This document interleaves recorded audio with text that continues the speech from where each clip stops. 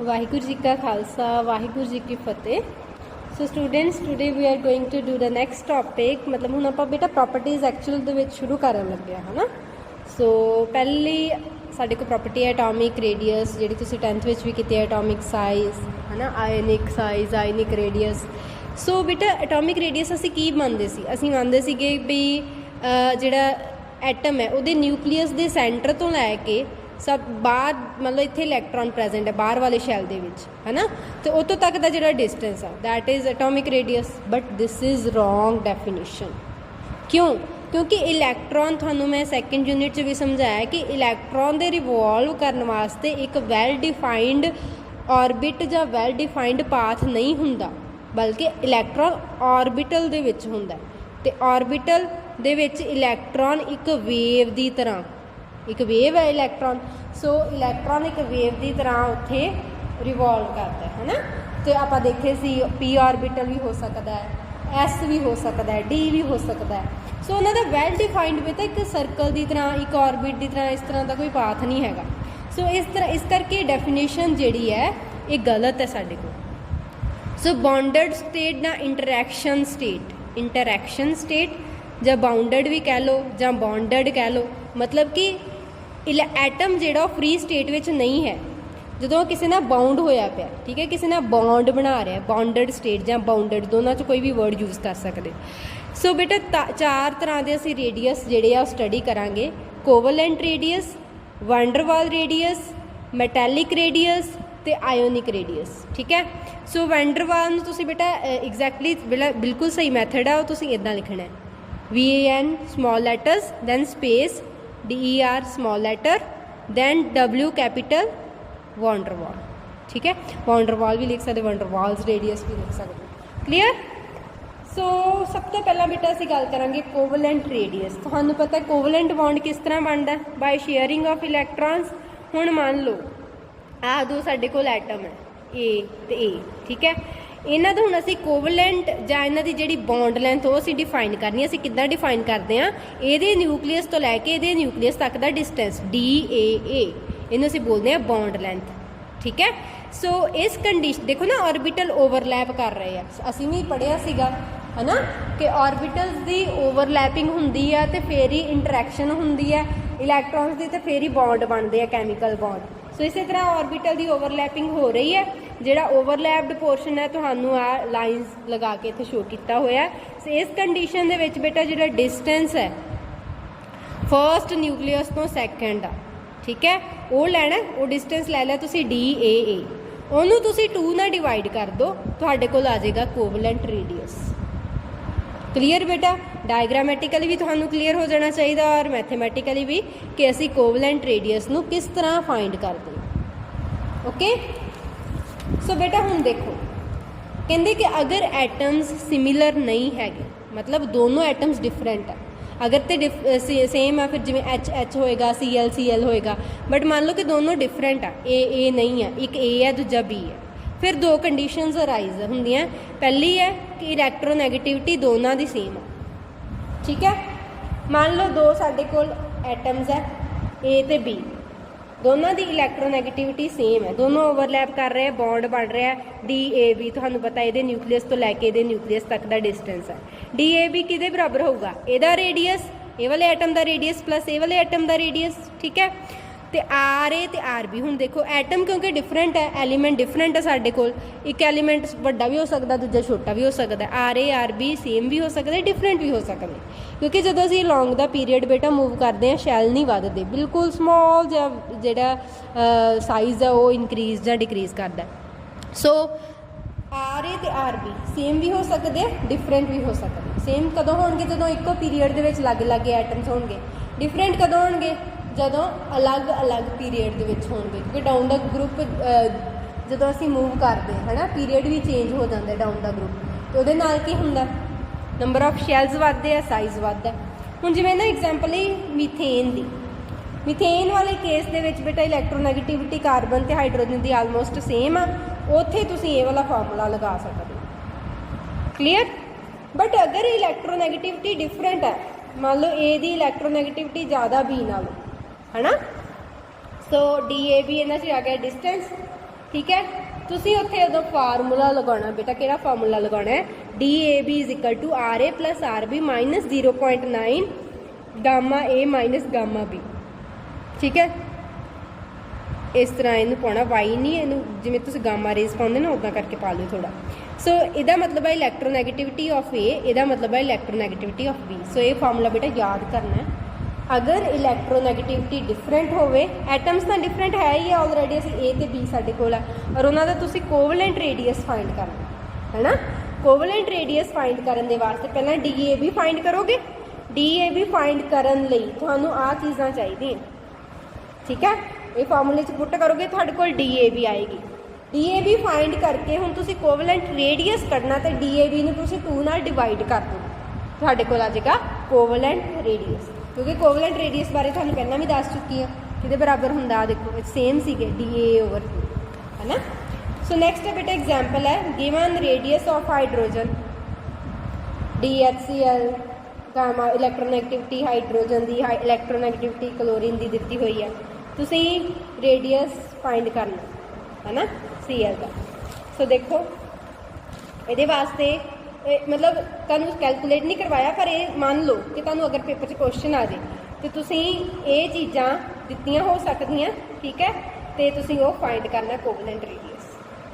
Clear. देखो जदों आ देखो मान लो आ फार्मूला तुहानूं DABH की है HCl ये दिता होएगा, RA रेडियस ऑफ हाइड्रोजन, मतलब हाइड्रोजन मान लो A एटम है तो क्लोरीन मान लो B एटम है, RA दिता है, गामा H दिता है, गामा Cl दिता है, फाइंड की करना दिस RB फाइंड कर सकोगे ना। सो ये इदां दे मतलब न्यूमेरिकल तुहानूं आ सकदा। क्लीयर, वैल्यूज दित्ती होंगे, पुट करने बस आंसर करना। ओके। सो नैक्सट है बेटा ये आ गया साडे कोल कोवलेंट रेडियस। नैक्सट आंदा साडे कोल वंडर वाल रेडियस है ना। So molecules have intermolecular force of attraction which are known as Van der Waal forces.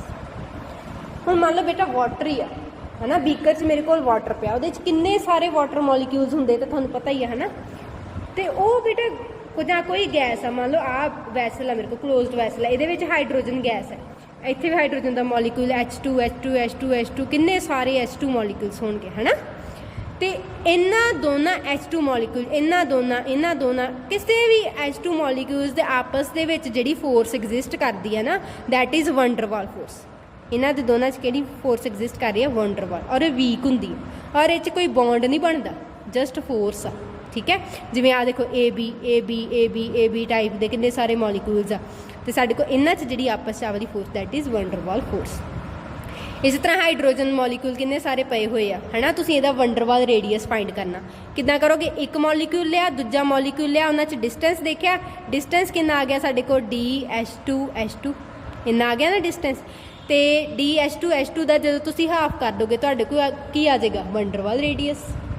Clear बेटा। सो इसी तरह देखो AB इस तरह पे हुए आ, अगर तुसीं DBB फाइंड करना, BB आ वाला ये आ गया DBB, आ के आ गया DAA। ठीक है। सो DBB फाइंड करने वास्ते तुहाडे कोल इनू जो 2 नाल डिवाइड करोगे तुहाडे कोल किहदा रेडियस आएगा, wonder Waal radius of B। तो अगर तुसीं DAA नू 2 नाल डिवाइड करोगे दैन तुहाडे कोल जिहड़ा रेडियस आएगा that will be Van der Waal radius of A।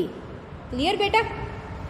So next आउंदा बेटा इनर्ट गैसिज ਜਾਂ नोबल गैसिज के केस जो असीं देखते हैं ये वंडर वाल रेडियस के अंडर ही आ रहा है, क्योंकि तुहानूं पता नोबल गैसिज ਜਾਂ इनर्ट गैसिज किसी नाल इंटरैक्ट नहीं करदियां, ना ही किसी नाल बॉन्ड बनाउंदियां, क्योंकि उन्होंने ऑक्टेट कंप्लीट होंदे है, शैल्स कंप्लीटली फिल्ड होंदे है, उन्होंने लोड़ ही नहीं किसी नाल बॉन्ड फॉर्मेशन की। So noble gases don't form any bond, so their radius is Van der Waal. सो उन्होंने जो अपना रेडियस दैट इज़ वंडर वाल। हुण हीलीयम आ, हीलीयम गैस आ मान लो स्टोर्ड मेरे को वैसल दे विच, वो हीलीयम एटम पे होणगे ना, मॉलिक्यूल तो बनता ही नहीं हीलीयम का, आपां कैमिकल बॉन्डिंग च भी कीता होया। सो हीलीयम कितने सारे एटम होणगे, 2 हीलीयम एटम्स लो, उन्हां च डिस्टेंस देखो वो आ गया DHE आ गया। वो डिस्टेंस जिहड़ा आएगा उन्होंने 2 नाल डिवाइड कर दो, इहदा हाफ की आएगा रेडियस जिहड़ा वंडर वाल रेडियस आ हीलीयम का। क्लीयर बेटा। सो मैंने एक गल दसो किहड़ा रेडियस जिहड़ा लार्ज है, वंडर वाल के कोवलेंट। वंडर वाल बेटा लार्ज है, क्योंकि कोवलेंट विच प्रॉपर ऑर्बिटल ओवरलैप करते पे, बॉन्डिंग होंदी पई आ। पर वंडरवाल च तो मॉलीक्यूल्स आ उन्हां दे ऑर्बिटल्स एटम दे ऑर्बिटल ओवरलैप ही नहीं कर रहे, दूर दूर है ऑलरेडी। वंडरवाल फोर्सेस भी वीक है, ठीक है। सो दूर दूर है तो रेडियस डिस्टेंस वधेगा तो रेडियस भी वधेगा। क्लीयर बेटा? सो इस करके जिहड़ा वंडरवाल रेडियस है that is greater than covalent radius. Next बेटा थर्ड आंदा मैटैलिक रेडियस। मैटल्स के तुहानूं पता फ्री इलैक्ट्रॉन होंदे, वो एक हिसाब से मान लो आ सरफेस ऑफ मैटल है, इत्थे फ्री इलैक्ट्रॉन जिहड़े फ्लो कर रहे एक नदी की तरह है ना, जां एक ग्लू की तरह। ग्लू तुसीं इत्थे पा दो वो फ्लो करती है ना, इस तरह इलैक्ट्रॉन फ्लो करते on the surface of metal, ठीक है। हुण मान लो आ साडे कोल बेटा देखो मैटल्स तुहानूं पता इलैक्ट्रो पॉजिटिव होंदे, वो जल्दी लूज कर दिंदे अपने इलैक्ट्रॉन है ना। सो जदों मैटल मान लो लूज कर दिंदा इलैक्ट्रॉन गैसीयस स्टेज चों बेटा लूज करता है, जदों लूज करता तो M पॉजिटिव बनाता गैसीयस स्टेज। हुण जिहड़े M पॉजिटिव इन्हां नूं असीं बोलदे हैं कर्नल्स, की बोलते हैं कर्नल्स, ठीक है। आ हो गए तुहाडे कोल फ्री इलैक्ट्रॉन्स, की हो गए फ्री इलैक्ट्रॉन। हुण आ जिहड़े कर्नल्स है कर्नल शो कीते M पॉजिटिव। हुण ये देखो ये दो के लागे लागे होंदे मैटल, तुहानूं पता सॉलिड्स होंदे उन्हां च लागे लागे होंदे कॉन्स्टिट्यूएंट पार्टिकल्स है ना, क्योंकि फोर्स ऑफ अट्रैक्शन स्ट्रोंग होंदी है। सो इन्हां दोनों के सेंटर च आ डिस्टेंस हो गया, ये हो गया डिस्टेंस mm, ठीक है। इन्हें 2 नाल डिवाइड कर दो, तुहाडे कोल मैटैलिक रेडियस आ जाएगा, सिंपल। हुण देखो गल बनदी इत्थे कोवलेंट रेडियस पढ़ चुके हो, ऑर्बिटल की ओवरलैपिंग। वंडरवाल च दूर दूर पे है जी, मैटैलिक च इस तरह लागे लागे है, ठीक है, टच कर रहे हैं। किहड़ा रेडियस सब तो ज़्यादा फिगर देख के दस सकते